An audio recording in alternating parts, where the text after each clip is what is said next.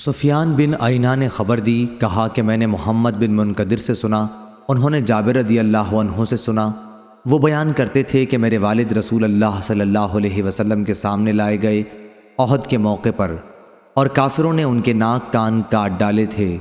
ان کی نعش نبی کریم صلی اللہ علیہ وسلم کے سامنے رکھی گئی تو میں نے آگے بڑھ کر ان کا چہرہ کھولنا چاہا، لیکن میری قوم کے لوگوں نے مجھے منع کر دیا۔ پھر نبی کریم صلی اللہ علیہ وسلم نے رونے پیٹنے کی آواز سنی تو دریافت فرمایا کہ کس کی آواز ہے؟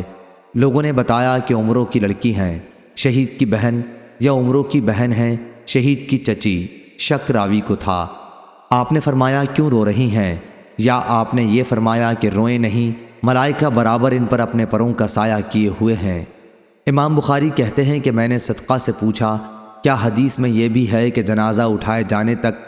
تو انہوں نے بتایا کہ سفیان نے بعض اوقات یہ الفاظ بھی حدیث میں بیان کیے تھے۔ صحیح بخاری حدیث نمبر 2816۔